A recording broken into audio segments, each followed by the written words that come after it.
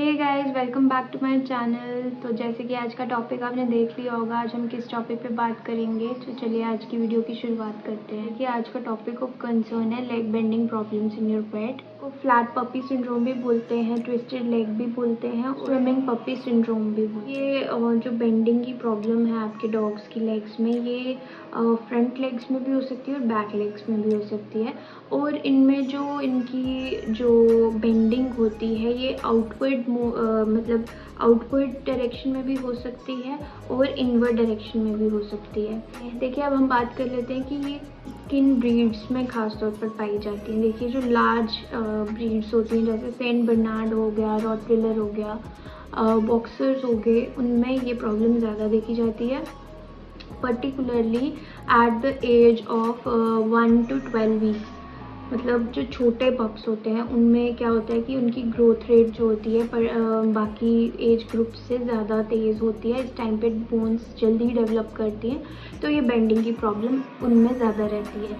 और अगर ये बेंडिंग हो रही है तो ये किस वजह से हो रही है। देखिए जो बोन्स होती हैं जब छोटे पप्स होते हैं वो सॉफ्ट होती हैं, जबकि जैसे जैसे उनकी एज बढ़ती है वैसे वैसे उनमें कैल्सिफिकेशन स्टार्ट होती है और बोन्स जो होती हैं वो हार्ड होना स्टार्ट हो जाती हैं। लेकिन अब जैसे आप के डॉग्स हैं, मोस्टली आजकल देखा गया है कि घरों में लोगों ने मार्बल्स या फिर टाइल्स जो कि स्लिपरी फ्लोर्स होते हैं वही रखे होते हैं। और ये जो लार्ज ब्रीड डॉग्स होते हैं ये इन फ्लोर्स पे अगर रन करेंगे तो इनको ग्रिप नहीं मिल पाती है, जिसकी वजह से इनकी लेग स्लिप होती हैं।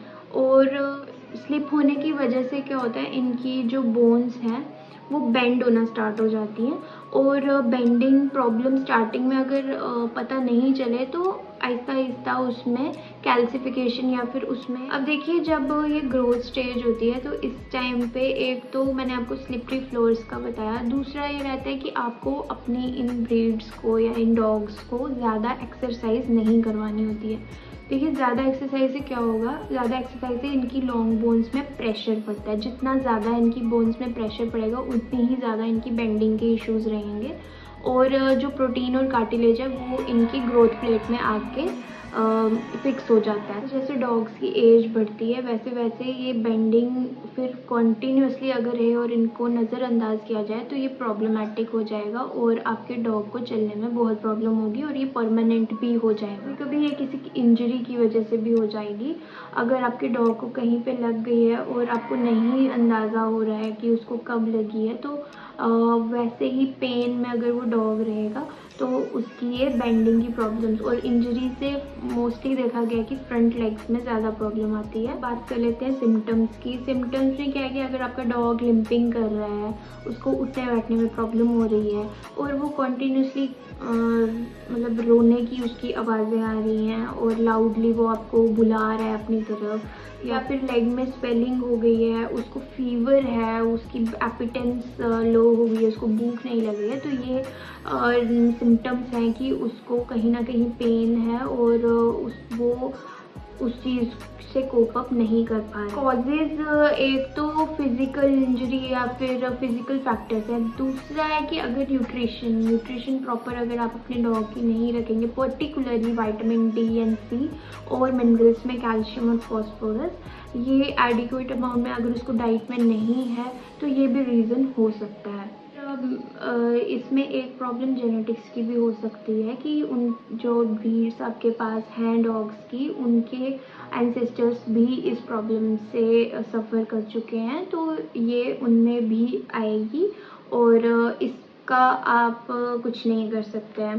देखिए अब जो फिज़िकल फैक्टर्स हैं या फिर जो न्यूट्रिशनल कॉजेज़ हैं उनकी ट्रीटमेंट हम कर सकते हैं और पर्टिकुलरली जो फर्स्ट 3 मंथ्स के पप्स होते हैं इनकी मैनेजमेंट पॉसिबल हो जाएगी अगर आप सप्लीमेंट के तौर पर इनको प्रॉपर कैल्शियम, फॉस्फोरस और विटामिन D3 और विटामिन C के सप्लीमेंट्स प्रोवाइड करेंगे। ठीक है, तो बात कर लेते हैं अगर ये 3 मंथ्स के ऊपर पप्स में अगर हो रहा है तो हम क्या करें। 4 to 5 मंथ्स एज ग्रुप में अगर ये डॉग में कंटिन्यू हो रही है कंडीशन तो कुछ कंप्रेशन फोर्सेस वगैरह हम अप्लाई करते हैं और साथ में उनको ग्लूकोजामिन और कॉन्ड्रोइटिन जो है जो सप्लीमेंट्स में ये 2 चीज़ें प्रेजेंट हो हम उनको वो देते हैं।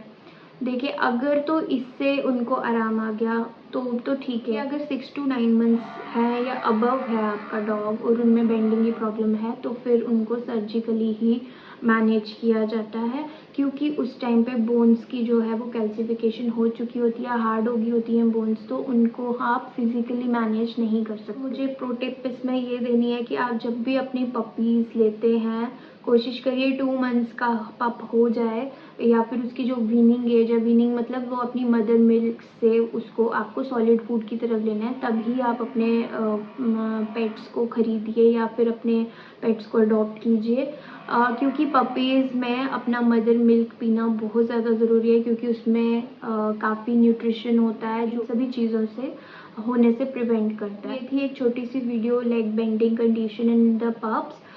मैं आशा करती हूँ कि आपको ये पसंद आई होगी। अगर आप मेरे चैनल पर नए हैं तो प्लीज़ मेरे चैनल को सब्सक्राइब कीजिए एंड साथ ही बने बेल आइकन को दबा दीजिए ताकि नई नोटिफिकेशन की जानकारी आप तक जल्द से जल्द पहुँचे। Thank you so much for watching and stay tuned.